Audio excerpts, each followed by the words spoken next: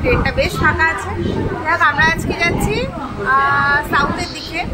কালকে আমরা দেখেছি উত্তর কলকাতার বেশ কিছু জায়গা দেখেছি, সবটা সম্ভব হয়নি, যতটা সম্ভব হয়েছে দেখেছি। আজকে যাচ্ছি আমরা সাউথের দিকটা, ওখানে কি ভালো ভালো প্যান্ডেল আছে তোমাদের সাথে শেয়ার করবো। তো চলো শুরু করছি আজকে। প্রথমেই চলে এসেছি বাদামতলা আশার সঙ্গে। এদের এবছরের থিম আরজি। সাধারণ মানুষ যখন দেশের আইন, আদালত, বিচার ব্যবস্থার কাছে নিজের আর্জি নিয়ে গিয়েও সুবিচার পান না, তখন তারা তাদের আর্জি নিয়ে উপস্থিত হন ঈশ্বরের কাছে। তো সেটাই এখানে দেখানো হয়েছে।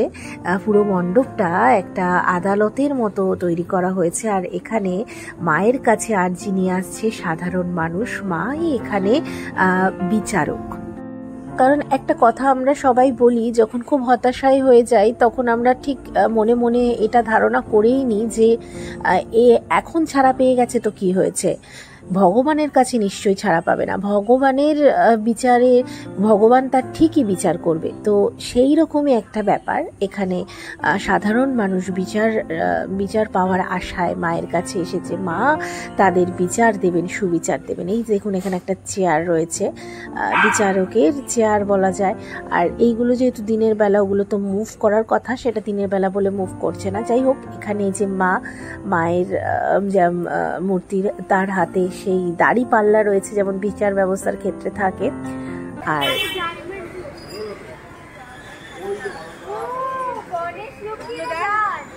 কই গণেশ লক্ষ্মী রাজ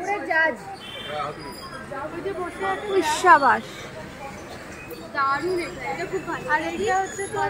জাজের আসনে বসে আছে। ওই যে একজন, এই যে কাঠগড়া, বাহ, এটা মনে হয় তোর ইয়ে কি বলে, কাঠগড়া। হ্যাঁ, গীতা গীতা ভগবত গীতা। আর এই যে কনসেপ্টটা খুবই সুন্দর, খুব নিখুঁত ভাবে করেছে। আর সব জায়গায় এই যে আমি কনসেপ্টটা একটু জানতে চাইছিলাম। আর এই দেখ, এখানটায় মা কালীর ছবি, এই যে কলমের ইয়ে শক্তি দিয়ে এগুলো কোথায় কোথায়। ও হ্যাঁ, আমাকে একটু দেখাসে, আমি মাঝে মাঝে খেয়াল করছি না। জগতের আদালত,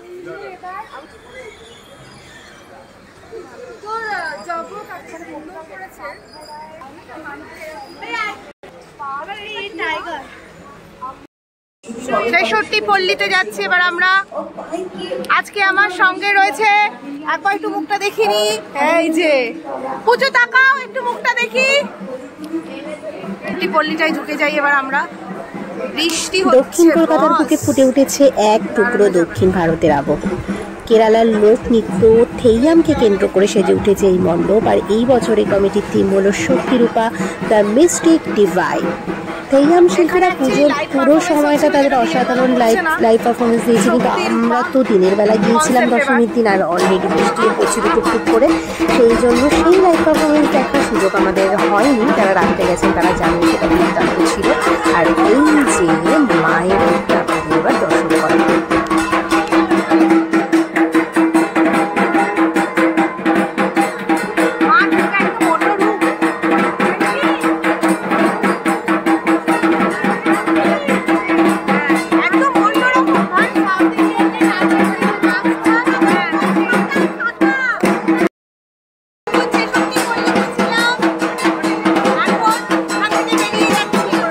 ভট্টাচার্য স্ট্রিট ক্লাব। ৬৬ পল্লী থেকে বেরিয়েই ইতিমধ্যে ঝিরঝির করে বৃষ্টি পড়া শুরু হয়ে গিয়েছে। আর সেই বৃষ্টি মাথায় নিয়েই ঢুকে পড়লাম কালীঘাট নেপাল ভট্টাচার্য স্ট্রিট ক্লাবে। তো যাদের এবছরের থিম ছিল মা রাজেশ্বরী। আর এই থিমে বর্ধমানের একটা রাজবাড়ির আদলে পুরো প্যান্ডেলটা তৈরি করা হয়েছে। দেখতেই পাচ্ছেন ভিতরে কত সুন্দর সুন্দর পেন্টিং করা রয়েছে। রাজবাড়িতে যেমন পেন্টিং থাকে, আর পুরোটাই একটা রাজবাড়ির আদলে হয়েছে, সেই রকম কারুকার্যগুলোও রয়েছে এখানে। চলুন এবার ভিতরের দিকে আস্তে আস্তে গিয়ে মায়ের দর্শন আপনাদেরকে করাই।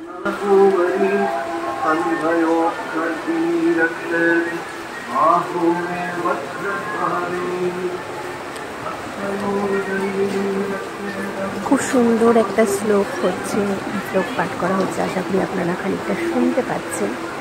এই যে পেয়ে গেছি আয়না, একটু নিজের মুখ দেখে দিচ্ছি।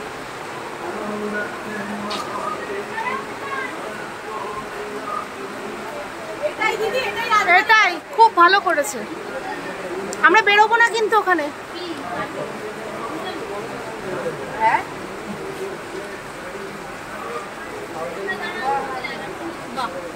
খুব ভালো লাগলো। এই দুর্গা দেখ, মা দুর্গাকে দেখ। ওফো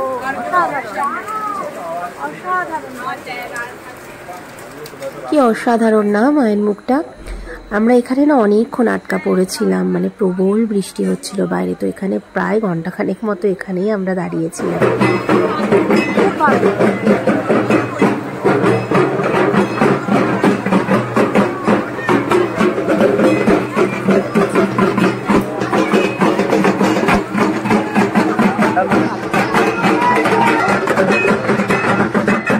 এখানে আমরা বেশ কিছু ছবি টবি তুললাম, তারপরে একটু বৃষ্টি থামার পর এখান থেকে আমরা বেরিয়ে গিয়ে চলে গেলাম চেতলা অগ্রণী। আমরা যাচ্ছি চেতলা অগ্রণীতে। কি লাগছে ভাই, বৃষ্টি পড়ছে তাই চারিদিকে এখন ছাতার সমাহার। প্রায় 1,26,00,000 রুদ্রাক্ষ দিয়ে গড়া অভিনব সাজের এই চেতলা অগ্রণী মণ্ডপের এই বছরের থিম অমৃত কুম্ভের সন্ধানে। ত্রিপুরাসুরকে বধ করার সময় রুদ্র অর্থাৎ মহাদেবের চোখ থেকে যে জল ঝরে পড়েছিল তা থেকেই নাকি রুদ্রাক্ষের সৃষ্টি। সেই কাহিনী ভিত্তি করেই সেজে উঠেছে এবছরে চেতলা অগ্রণীর মণ্ডপ।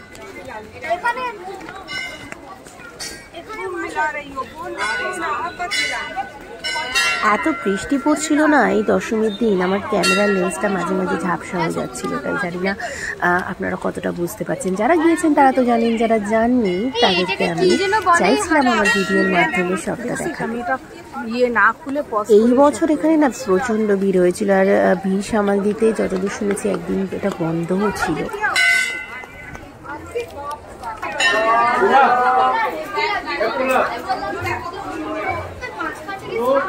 আরে সাবাস, কি লাগছে,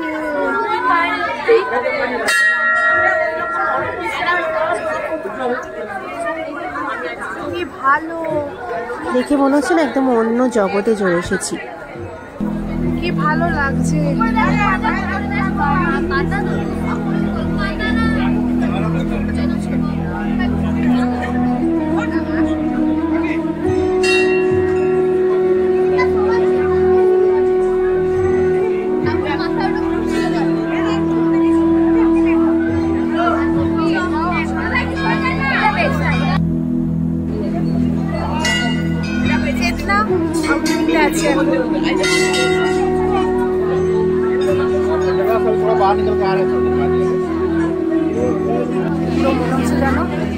আগুনের মতো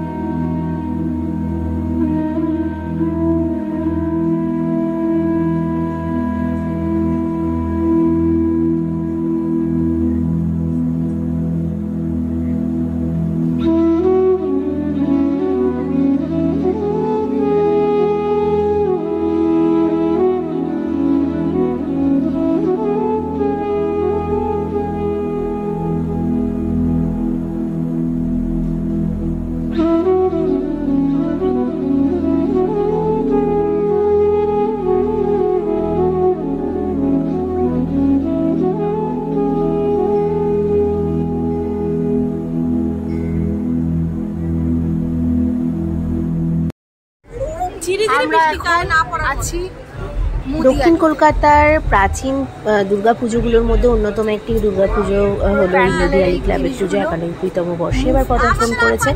আর এত সুন্দর লাগে ভিতরটায় প্রবেশ করলে। এই বছর এদের থিম ছিল আত্মশুদ্ধি, অর্থাৎ নিজেকে কীভাবে শোধরাবো, নতুন করে জানবো বা চিনবো।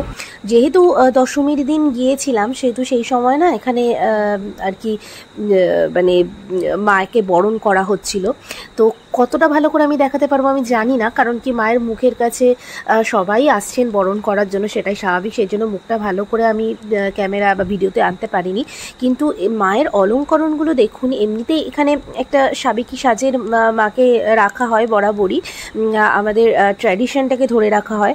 আর এই উপরে ঝাড়বাতিটার দিকে একবার দেখুন, পুরোটাই ঘুরছে, মানে প্যান্ডেলের অনেক জিনিসই আছে যেগুলো সবসময় মুভ করছে। ও আর যেটা মায়ের কথা বলছিলাম, মা দুর্গার ক্ষেত্রে এইবারে পুরোটাই ডাকের সাজে করা হয়েছে, যেটা আমার ভীষণ ভালো লাগে। ডাকের সাজের অলংকার দেখতে ভীষণ ভীষণ ভালো লাগে। আর পুরো প্যান্ডেলটা একবার দেখুন, পুরো ঝলমলে আলোয় সুসজ্জিত হয়ে রয়েছে, আর এই অধিকাংশ অংশগুলোই কিন্তু মুভ করছে।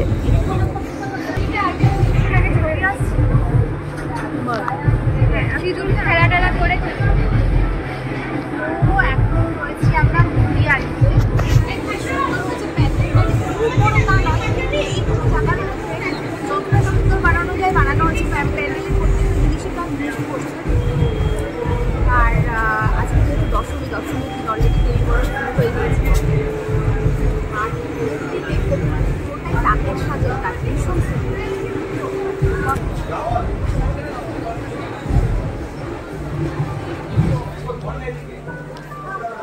অ্যাকচুয়ালি আমরা ঢুকেছিলাম পেছন দিয়ে, এবার বেরোবো সামনে দিয়ে। চলো।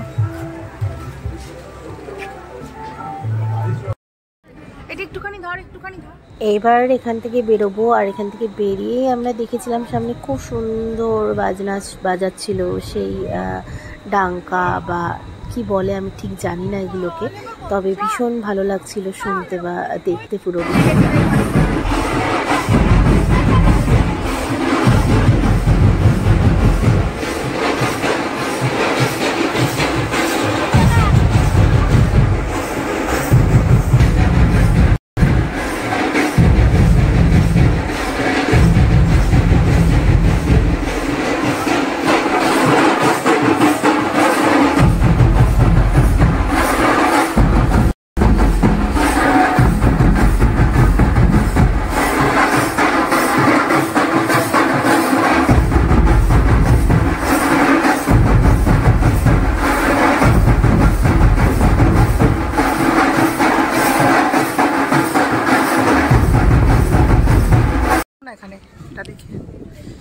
এটা হচ্ছে লোকনাথ ইউথ কর্নার। এটা কি মুদিয়ালি ক্লাব থেকে কয়েক পা হেঁটেই চলে এলাম লেক ইউথ কর্নার ক্লাবে। পুরো প্যান্ডেলটা জুটের কাজ দিয়ে করা, নানা রকম ছবিও আঁকা রয়েছে। মূলত এদের এই বছরের যে থিমটা ছিল সেটা হচ্ছে বাংলার গ্রাম বাংলার যে শিল্প, যেটা আজ প্রায় মানে হারিয়ে যাওয়ার পথে, তো সেইগুলোকে আবার তুলে ধরা এবং সেই সব জিনিস দিয়ে মণ্ডপটা সাজানো, সেটাই হচ্ছে এদের মূল লক্ষ্য ছিল এনাদের। তো বেশ ভালোই লেগেছে, ছোটোর মধ্যে খুব সুন্দর।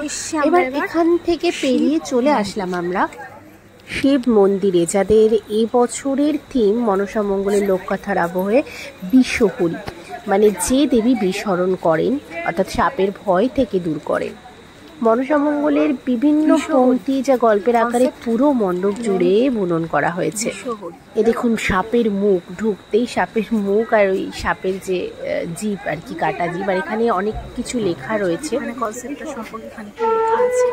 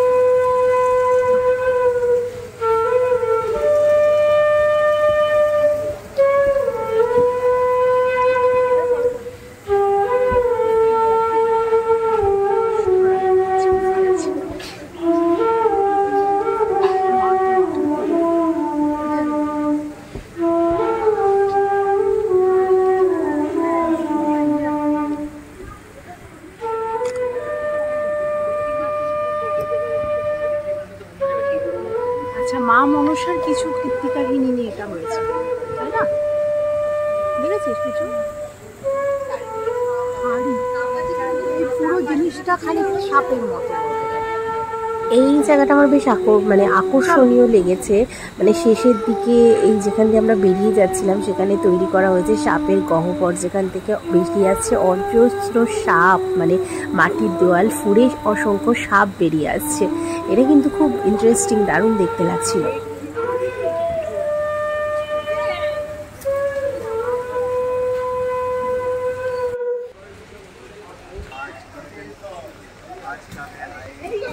সমাজসেবী সংঘ, তাই তো? সমাজসেবী সংগঠনের এবছরের থিম পথের পাঁচালী 1946। এবার পথের পাঁচালী মানে আমরা যদি অপু দুর্গা বা বিভূতিভূষণ বন্দ্যোপাধ্যায় সেই পথের পাঁচালী ভাবি, ঠিক তেমনটা নয়। মানে এখানে সমাজসেবী সংগঠন যখন তৈরি হয়েছিল 46 সালে, তখন হিন্দু মুসলিমদের মধ্যে যে তীব্র সংগ্রাম চলছিল, বিরোধিতা চলছিল, তাদের সম্প্রীতি বজায় রাখার জন্য এই সংগঠনটা তৈরি হয়েছিল এবং একের পর এক এরা সমাজসেবামূলক কাজ করে গিয়েছেন। আর প্রায় 80 বছরের হতে চলল সেই সময় থেকে পুজো চালু হয়েছে। তো সেই 80 বছরের যে দুর্গা পুজোর যে ইতিহাস এবং যে চিত্রপটটা সম্পূর্ণটাই এই মণ্ডপের মধ্যে কিন্তু সুসজ্জিতভাবে তুলে ধরা হয়েছে। সেই জন্য অনেক পুরনো সময়ের জিনিসগুলোকে এখানে ছোট ছোট আকারে তুলে ধরা হয়েছে। মূলত পথের পাঁচালী বলতে এদের এত বছরের পথ চলার দিনগুলোর কথাই বোঝানো হচ্ছে। ঢোকা হলো না পুচু, ছেলেটা ভুল বললো না? এখানেই নাকি ত্রিধারাটা ওইদিকে না, এদিকে নাকি?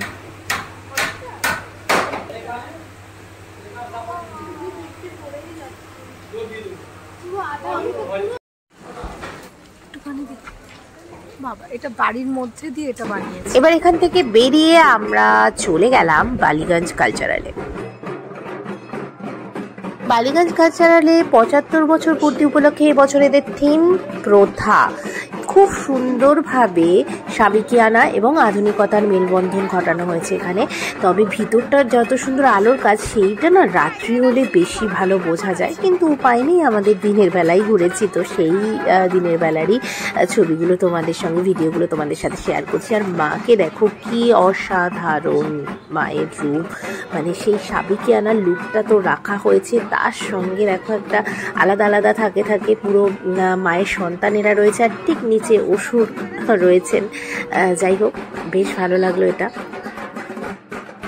এবার এন্ট্রান্স দিয়ে এখান থেকে বেরিয়ে পড়লাম। হ্যাঁ, মানে সবগুলোই আমরা এক্সিট দিয়ে ঢুকেছি আর এন্ট্রান্স দিয়ে বেরিয়ে পড়েছি, যেটা মানে উল্টো ব্যাপারটা ঘটেছে আমাদের সাথে, কারণ ভিড় ছিল না, দশমীর দিনকে গেছিলাম। তবে যেটা সব থেকে ছিল সমস্যার বিষয় সেটা হচ্ছে বৃষ্টি, আর আদারওয়াইজ সব ঠিকঠাক ছিল। আমরা মাঝে মধ্যে একটু ফুচকাও খেয়ে নিলাম। এবার চলে এসেছি আমরা ত্রিধারাতে। আর যখন ত্রিধারাতে এসেছি তখন সত্যি মানে অঝোর ধারায় বৃষ্টি পড়ছে, বলতে গেলে সামনে ছাতা আর ছাতা। পুরো আমরা বৃষ্টির মধ্যে আছি। ত্রিধারা সম্মেলনের এবছরের থিম ছিল চলো ফিরি, যার মাধ্যমে আপনি বলতে পারেন একেবারে অঘরীদের ডেরায় পৌঁছে যাবেন। পাথরে খোদাই করা একটা পাথুরে মন্দিরে আপনারা পৌঁছে যাবেন।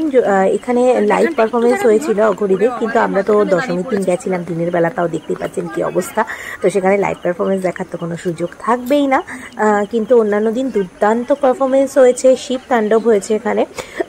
এবার ভিতরের দিকে ঢুকছি, পুরোটাই ওই কালো পাথরের মতো একটা ব্যাপার আছে, পুরো জিনিসটা তৈরি হয়েছে। ঢুকতে একেবারে সাইডে আমরা দেবাদিদেব মহাদেবকে দেখলাম, তারপরে মা কালীর মূর্তি রয়েছে, আর একদম শেষের দিকে মানে মাঝখানের দিকটা করে রাখা রয়েছে মা দুর্গার মূর্তি। আর পুরোটা বেশ সুন্দর সুন্দর খোদাই করা, মানে পাথরের উপর, মানে পুরো মনে হচ্ছে ওই যেন অরিজিনালি এখানে পাথরের একটি মন্দির তৈরি করা রয়েছে। তো ভীষণই ভালো লাগছিল পুরোটা। আর ওই যে পাহাড়ের অঞ্চলে যেরকম লাল পতাকা দেওয়া থাকে, ত্রিশূল দেওয়া থাকে, সেরকম ব্যাপারটাও ছিল। যদিও আমি আপনাদেরকে একেবারেই ভালোভাবে এটা দেখাতে পারছি না, কারণ আমি নিজেও খুব একটা ভালোভাবে দেখে উঠতে পারিনি, প্রচণ্ড বৃষ্টি চলছিল, দেখতেই পাচ্ছেন, আর ক্যামেরা বারবার ঝাপসা হয়ে যাচ্ছিল। এই যে দেখুন পুকুর মতো একটা কিছু করা হয়েছে, সেখানে বেশ সুন্দর রং বেরঙের মাছ ঘোরাফেরা করছিল।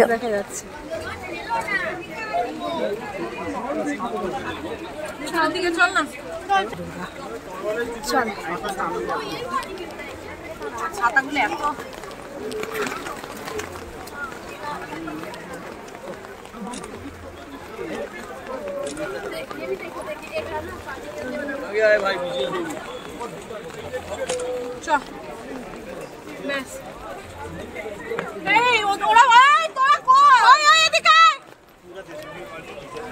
বেরোবো, বাড়ি যাবো, বাড়ি বাড়ি না। তো এই ছিল আমাদের এই বছরের দক্ষিণ কলকাতার পুজো পরিক্রমা। আর বেশি দেখা সম্ভব হয়নি, যথেষ্টই দেখে ফেলেছি। এতটা তো সব সম্ভব নয়, আমাদের কলকাতায় এত পুজো হয় যেটা সবার পক্ষে সমস্তটা দেখা সম্ভব নয়।